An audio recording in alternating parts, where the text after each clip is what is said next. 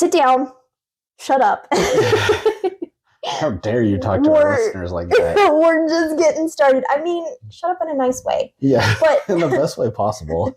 Just shut the fuck up. We're from Kansas, so we got to tone this down a little bit and get our Midwestern stuff back. And just could you please just sit nicely and enjoy your tea? Yes. But I am invested, and we have to get this guy. So shut up in the nicest way possible.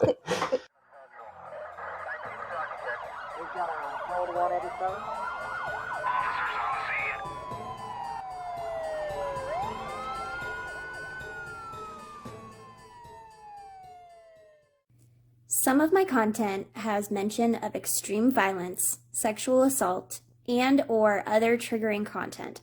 Discretion is advised. Okay, to recap last episode, we talked about the Gainesville Ripper.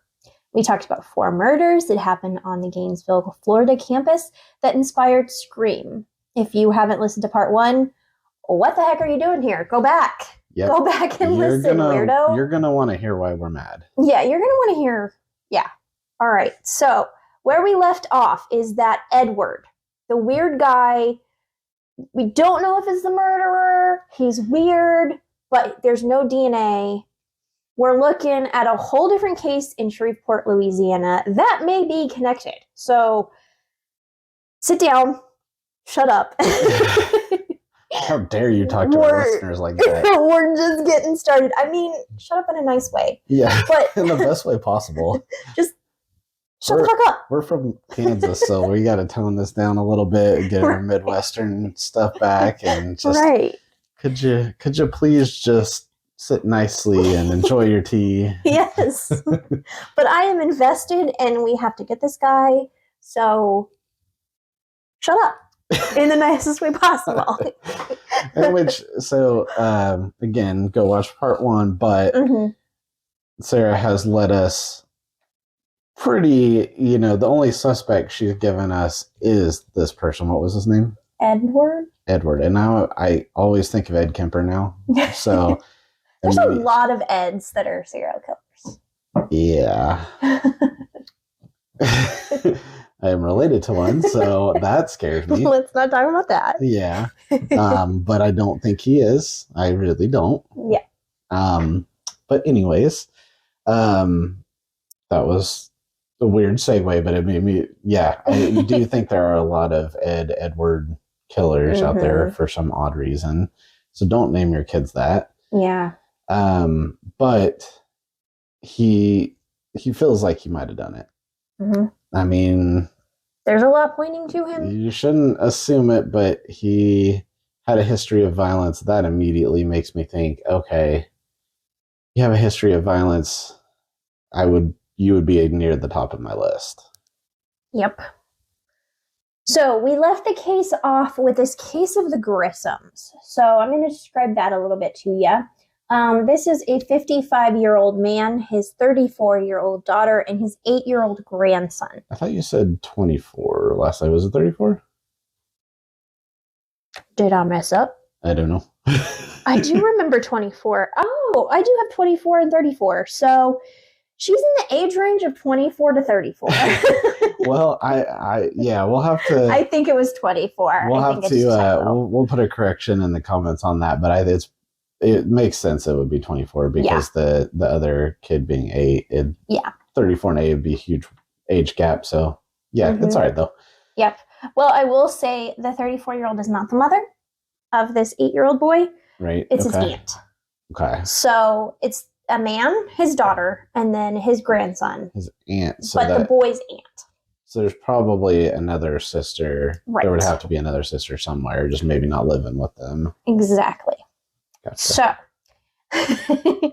24-year-old daughter. We're trying to paint a picture. Right.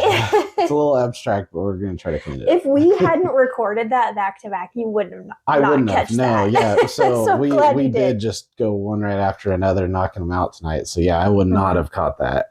Yep. But then the other thing I was thinking is, so part 1, the killers or the victims were all fresh out of high school aged. Mm-hmm. And so it seems like that's what he's targeting is young women. And so not that 34 years old isn't a young woman, but thank you.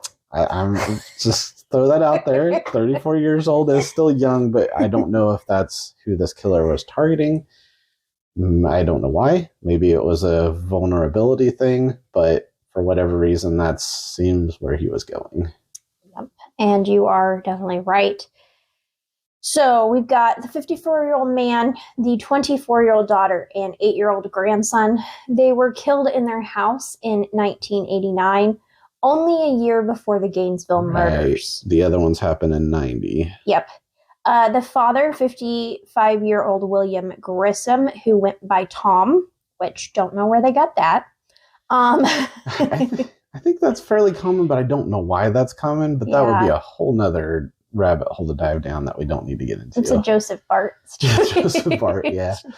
Watch Nate Bargatze. Yep. So he was the manager at AT&T. He was described as being polite, friendly, respectable, and he had been battling cancer for years now, but was doing better.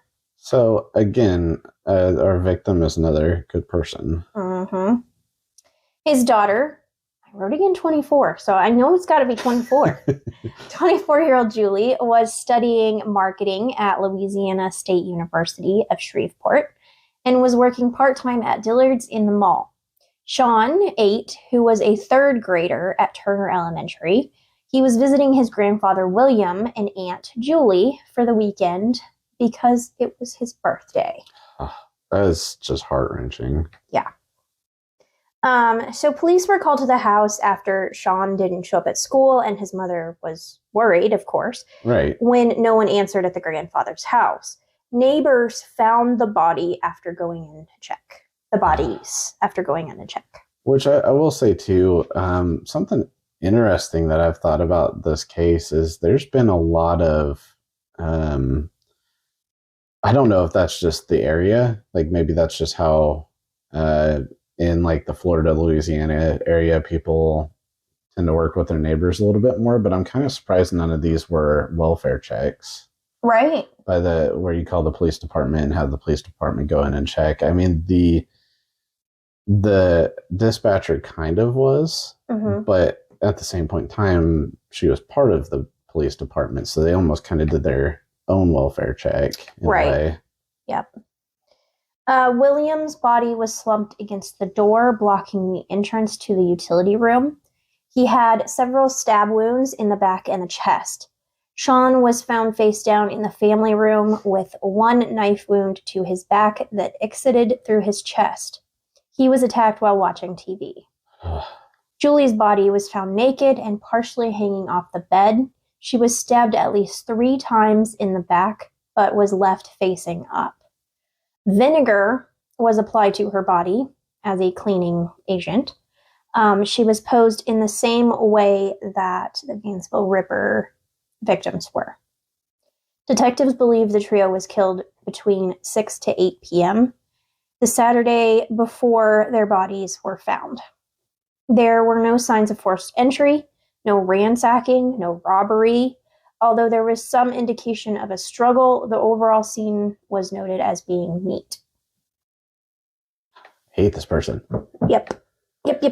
Real punchable. Real punchable. I don't know why it's so much worse to hear, like, for me at least, to hear the details of what they were doing when this happened. Because, I mean, it's just everyday things that people were doing. Yep. Like, just your normal day-to-day stuff. Well, it's so to hear it like that, it's just, it's like, yeah, I know you're probably going to hate this, but it did say that William was just barbecuing. Yeah, something you would just do on a normal day. Yep, his grandson was watching TV, just normal. That's the TV part is where that, you know, that's where that hit me, because just thinking of being a kid watching TV and that happens, like, it's just part of your normal day. It's just any other day, and it's infuriating. Yep. So this all happened a year before the Gainesville Ripper case. But some things were similar. So now police are just missing the link. Who? Who was the Gainesville Ripper, and what would he do next? Right. All it took was a Crime Stoppers tip to make everything look a lot more clear. Which, plug for Crime Stoppers. Right. If you know anything about anything that is an ongoing case, call them. Mm-hmm. Every little bit could help. Yep. And you can remain anonymous. I know a lot of people worry about that. You can remain anonymous. And, yeah. You could help get families some justice. Mm-hmm. So just call them. Even if it seems like a meaningless piece of information, it may not be in the grand scheme of the investigation. It may be the last puzzle piece that they needed. Right. And if you're not into helping people and you just want to be famous, I mean, you can be on our show calling Crime Stoppers. So just saying. I mean, that's probably not the way. It's not the best way to do it, but if you're going to do it. Crime Stoppers, but I mean, really, as long as the information gets to where it's supposed to go, even if it's a tweet out, I don't know. I wouldn't recommend that either. But just get the information to where it needs to go. Please. Somehow, don't keep it inside. Get it to the right people. Get it to people who want to help, at least. Right. So a woman named Cindy called Crime Stoppers. We need some kind of sound for the people who call in. I thought you were going to say we need a bunch of Cindys. We need a bunch of Cindys too, but yay, Cindy. And said that she thinks she may have some information. A church friend of hers said one day that he came to her and he was living in Shreveport and he said, I have to go. I'm in trouble. And when she asked him more, okay, he said he liked to stick knives in people. He brushed this off after, I don't know, the conversation, which please ask more. Well, I don't know that I would ask more. I think I'd be like, okay, bye. Okay, I'm leaving. I don't want to be anywhere near you. Right. Weird. But after hearing the murder of the Grissams in Shreveport, right, and then the Gainesville murders, she called in the tip. Right. So the guy's name was Danny Rolling. So not the first person, right? Not okay. Edward. Not Edward. I'm struggling with it. There's so many names in this case that I having trouble keeping up. But okay. So Danny now is a suspect. So who is Danny Rolling? You think of a recipe for a serial killer. Danny's the finished product. He had a horrific life. From the get-go, his dad never wanted kids. Never. His father was a police officer. He was extremely abusive to his wife and children. Which, stop there. So, if you do not want kids, do not have them. Don't have them, but then there's another option if you have them to abusing and beating them. That is not, there are so many other things that you can do. There's adoption, there's foster family, they're just don't beat your family, don't be abusive. Mm-hmm. There's so many different ways to handle that situation. Yep. But that unfortunately just seems like it happens so much. I don't know what the thinking is there, how they feel that's solving their problem, but it doesn't. Right. So just don't do it. His dad reminded me of Dahmer's dad. Because we've been watching Dahmer. And again, I know we're slow. We're really early on in Dahmer, so we haven't seen it. Right. And that's mostly we don't have extra time in our lives. We don't have a ton of time. We've gotten a little bit into Dahmer, 3 episodes in. So what we've seen of Dahmer's dad is the first 3 episodes. And he is very... He's a piece of shit. Well, yeah. But just like this dude. He's also very, and I don't know if this is where you're going at all, but he is also very you can dissect things for science. And I don't know if he is, maybe not saying for science, but I don't know if he is. So this guy didn't do that. Okay.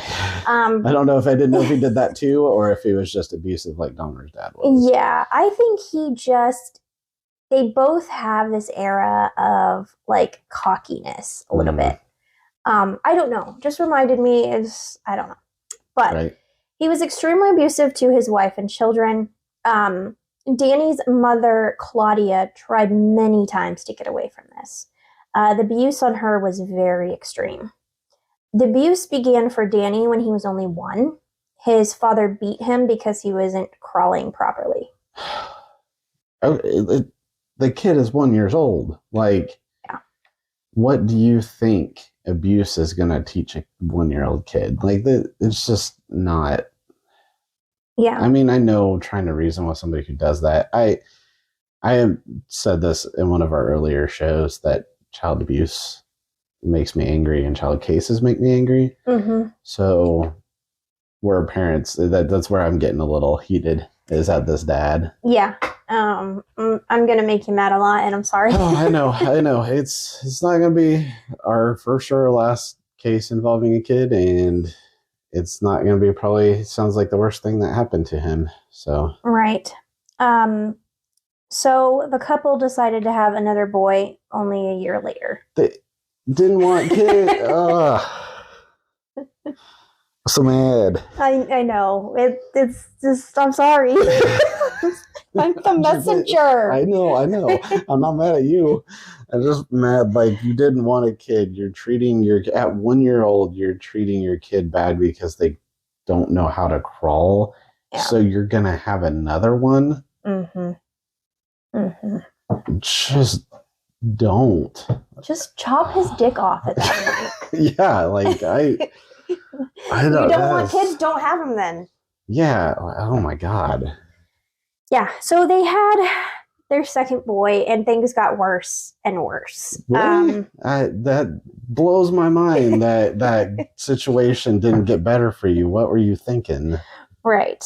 Danny failed the 3rd grade for too many absences due to illness, and his teachers all labeled him as aggressive. So something that unfortunately you've had to see before is a lot of times that aggression is learned at home. And generally if a kid's aggressive, it's not a 1-for-1, like kids aggressive guaranteed the parents are aggressive, but it does seem to happen a lot. Right. At age 11, Danny's mother went into a long-stay hospital because she tried to commit suicide by slitting her wrist. Danny tried to cope with music, but also picked up drugs and alcohol, so that made things a lot worse. Right. At age 14, he got caught peeping into a neighbor girl's window and was beat again by his father. So when he joined the military, he was just trying to get away from the abuse. So he got caught peeping and got beat again by his father, but you said earlier his father was a police officer, so I'm guessing part of that was the father was like, you're making me look bad. Probably. Like, I'm a police officer, and to have a son that's doing that is not okay. Yeah. So I am sure that situation was horrible. And again, none of these things excuse if he is the one who did it later on, what he came to do. It doesn't excuse him doing that, just having a childhood like that, but it is awful. So the military was not good for Danny. He admitted to taking acid over 100 times while in the military. Oh, that's crazy. And I can't imagine dropping acid and being in the military. Which, I mean, it's possible to say if he was deployed. I mean, it's possible he was still in the States doing it, and maybe not overseas. But no matter what, it's still, you're around, places where you have to be functional to train and things like that. Danny went on to marry, but his wife divorced him because he threatened to kill her. This turned into a lot of anger against women. He began with the rape of a woman that looked like his ex. Then he killed a woman in a car accident, so he spiraled more from there. From the 70s to the 90s, he began a life of petty crime. He did time for robberies all over the South. He had lost his last and final real job, before the murders of the Grissoms, which lived a few blocks down from him. Gotcha. In May of 1990, he shot his 58-year-old father twice, nearly killing him. He survived the shooting but lost an eye and an ear. This was the only murder where I was like, It wasn't even a murder. He survived it. Well, yeah, the only attack, I guess. Right. Well, but I was just like, he got shot in the eye and survived it. Like, I agree. I'm kind of like, it's not good to do violence, but like, this was an abusive piece of shit. Is it wrong to say an eye for an eye? Sorry. My bad. Oh, Jesus. I don't even know if that works in this situation. It just popped into my head. Oh, it's so funny, though. I would not say that about a regular victim, but with this dude, being an abusive, like, fuck it. Yeah, like, I don't have a lot of sympathy or really any sympathy for the dad in that situation. So, I mean, yeah, I'm not for violence, but at the same point in time, if there's violence against somebody, an abusive father, husband like that, I'm still going to sleep at night knowing that happened to him. Yep. So Danny used this as a way of starting over. He fled Shreveport and started a new life as Michael Kennedy Jr. In late... that sounds like a made-up name, so... It does. One of the Kennedys. You're right. No, you're not. Psychopath. In late July of 1990, he went to Florida and set up camp behind Gainesville, Florida's campus. So this is our guy. This is the killer, which the further you're going down that rabbit hole, the more I was like, this is the guy. This is the guy. So poor Ed. Poor Ed, who... Yeah, so things are running together for me. Was Ed still the one that was on the army base, though, with the knife? Yes. Okay, and beat his grandmother. So Ed still had problems. Ed was still a bad guy. He's not this bad guy. Right. He's not this bad. Yeah, he didn't go that far. But, so yeah, I'm not going to say poor Ed, but also... I mean, he didn't do this, so don't accuse him of it, I guess. How messed up is it that there's two people guys that you're like, oh yeah, they could have killed all of these people? That's messed up. Yeah. Yeah. So September 8th, 2 weeks after the Gainesville murders, Danny robbed a Winn-Dixie in Osceola, Florida. Which I feel like I should know what a Winn-Dixie is. I feel like that's supposed to maybe they're for Kansas people Dillon's, or for Southern people Kroger. Right. Maybe it's grocery store. That type of store. If you're from Florida, Louisiana area, let us know. Let us know what you can buy at a Winn-Dixie. Yeah. Is it just a grocery store, or is it more? Is it more? So after he robbed that, the responding officers caught Danny, but when they tried to pull him over, he fled. This ended in a high-speed chase and then a foot chase after that. However, police got him in custody, and they didn't know he was the Gainesville Ripper yet. Which, I mean, generally I feel like you flee if you got something to hide. Maybe you're fleeing because you've got like so many previous crimes that you're going to go to jail for a long time, but generally I feel like there's probably more to the story if you're fleeing. Yep. The DNA did come back to Danny. When he started talking, he didn't shut the hell up. Which most don't. Most don't. I imagine this investigation like the online or phone game where pieces like fall. Right. And you have to like perfectly fit them. Right. Tetris, yeah. Tetris. Because all at once things started fitting with Danny. Like, oh, okay. Danny was type B blood. Yeah.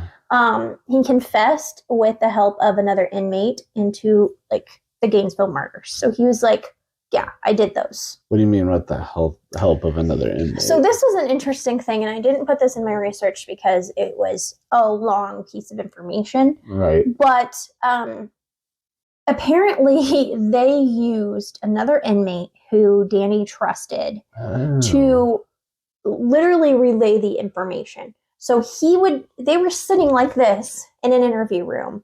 He would write something and the inmate would tell because he felt like he couldn't tell his story. So, it was weird. So they were both in the same room. It's not like he knew, like he didn't know this person was just being an informant. They knew, he just didn't want to vocally say it, so he wrote it down and passed it to the. That's some psychologist that's smarter than me, or really anybody.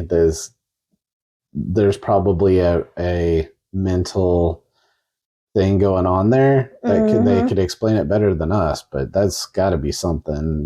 Maybe he's having trouble vocalizing what he did. I don't know, because of the shame or something. But yeah, it really was interesting to me because I'd never heard of that in another true crime case. I haven't either. That's a new one for me, and I don't know legal wise how all of that happened, but it did.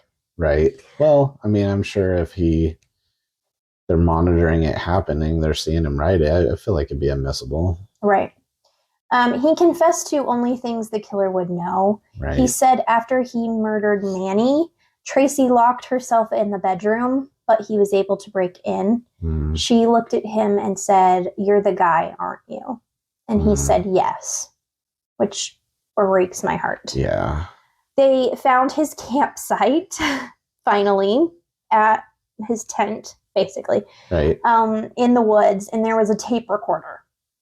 So he can't vocalize it to the police, but he can vocalize it to his own tape recorder. Well, it didn't say anything about the murders. It was weird. It has him singing a lot. I know, that seems scary. I don't know why. Yeah. Serial killer singing in the woods sounds terrifying.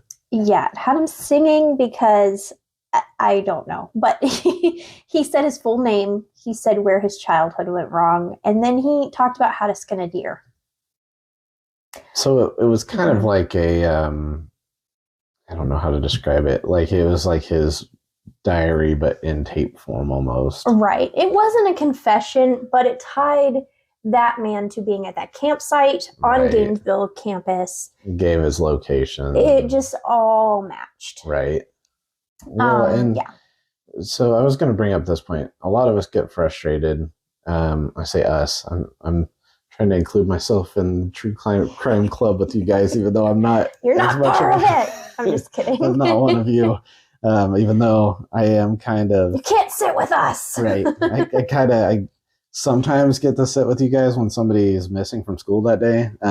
That's kind of how it is. But it's frustrating when the police don't reveal everything about the crime, because for the people doing podcasts and shows and everything, they're like, give us everything so we can get it out to the public and help us find it.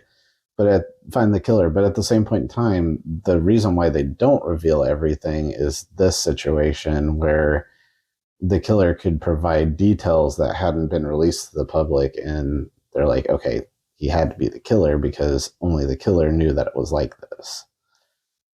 Yeah. And so it's frustrating, but at the same point in time, there's a purpose to it. Mm-hmm. Exactly. He did not admit to killing the Grissams, so that's odd. Danny's trial for the 5 student murders began on February 15th, 1994, nearly 4 years after he killed those 5 students. Imagine finding impartial judges in that case. Or not judges, but jury. Yep. Many of the families were there, which I can't imagine how hard that is, so thank y'all. Right. He did address the court and said, "Your Honor, I've been running from one thing and another my whole life. There are some things that you just can't run from, and this is one of those." He pled guilty to all charges. Now the jury had to decide if he was going to be put to death or life in prison. Right. His attorney used his past life and all the abuse as an excuse, which it's not. He also tried to say he had multiple personalities, which doesn't mean you're exempt. Mm-hmm. But I'm not really buying that. I don't think anyone else was either. He was charged with the 5 deaths, sentenced for one each of the Gainesville victims. Danny Rowland was put to death by lethal injection on October 25th, 2006. Prior to his death, he spoke to the pastor and handed him a note.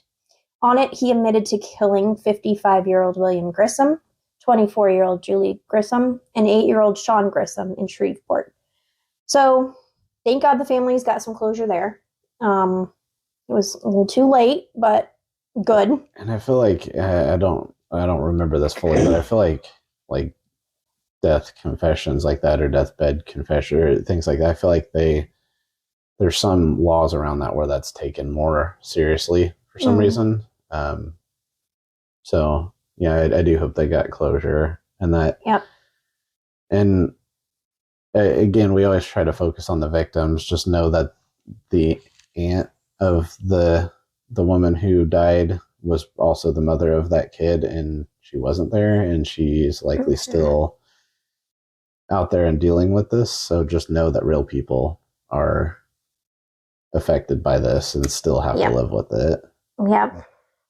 And I know there's still parents of the people in Gainesville. I'm not discounting them either, because they obviously had a horrific time, especially the ones that went there to check on their kid. So, I mean, yeah, just keep in mind there's real people out there tied to these cases that are still alive and still having to relive it. Right. There's the police officers who found them. Right. There's the students who were in fear for, this whole time. I mean, it's, this all happened in a short period of time. And yes, they caught the person, but you don't go back to normal life right after that. Oh, no. Yeah, you don't go back to normal life. That campus wasn't, I'm sure, the same for years. Right. So, he's gone. Right. Bye. Yeah. And not losing any sleep. Right. I wanted to repeat the names of all the victims because there's a lot in this. Okay. So there's Sonia Larson, Christina Powell, Christa Hoyt, Tracy Paulez, Manny Taboa. I really hope I'm saying that right. William Grissom, Julie Grissom, and Sean Grissom. And then, of course, Danny's father, who was shot too. So, I mean, excluding Danny's father, and I don't want to make a joke out of that part, excluding Danny's father, they, by all accounts, were good people. Yes. And so definitely, definitely feel for their families. I will say, if you like or enjoy listening to our podcast or our YouTube, please go over and support us on the other platform. I work really, really hard on these cases, and this one I poured a lot into. So if you at all enjoyed, or I don't want to say enjoyed because we probably didn't enjoy but yeah, it's a weird thing with true crime. Yeah, if you want to support me, right, and people can enjoy true crime in trying to figure out why, because this is what gets me with true crime, is trying to figure out what made this person this way. What, and that you went through all the traumas, and that's likely what it was that made him that way. But just in my head, I'm sitting here going, that person is so twisted, right? That when you say you enjoy, you're not, I'd hope people aren't enjoying that people were killed. They're just probably enjoying, like, who did it? Why were they that way? What happened? Yep. And I work really hard on the storytelling piece of this. I want to create suspense. I want to create, sympathy for these victims, and you to hate Danny. Because you should hate Danny. You should. And so I work really hard on it. If you want to support me, please do so. Absolutely. We are on Spotify and YouTube, so just let me know. You should see all the work she puts in. She's constantly researching. Yeah, that's why I don't have time to watch the shows I want to watch either. Right. So one thing I want to touch on before we go. Yep. So you said that Wes Craven took some of this likely, and it influenced Scream a little bit. Mm-hmm. What is it? Just him being in the location of those at that time period? Do you think, or do you think any of it? Because I haven't watched Scream. So gotta watch Scream, man. I know. It's to the point now where it's so far back that I'm like, am I really going to enjoy the original? You will.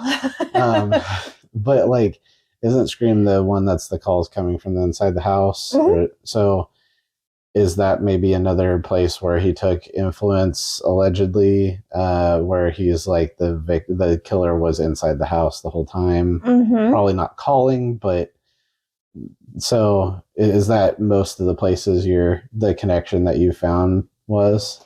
Yeah, so I think the main theme of all of these kids being on this campus, and I think he took it to a whole different level with it's one of your friends type of thing. But you think about the fear. Which those kids might have been thinking it was one of their friends. They thought maybe it was a college kid too, someone sitting in their class. And when Wes Craven and the people who made Scream what it is, which is a franchise still going on all of these years, I think he first saw this story on the news. It was something close to him, and he was like, that could be a movie because of that fear. Right. Yeah, and likely, I can't speak for Wes Craven, but what I envision out of that whole situation is for people who are good at putting themselves in other people's shoes, which I feel like I am a lot of times. Maybe I'm wrong, but I feel like I do that a lot. And you put yourselves in the shoes of those college kids, like you said, and you're freaked out. You don't want to be there. Right. You can imagine a lot of the fear that they had. So and you can see how that could turn into a movie is just imagining that fear. Yep. In the movie, there's a reporter who is investigating and who interviews people. And it's very closely related to what really happens. Right.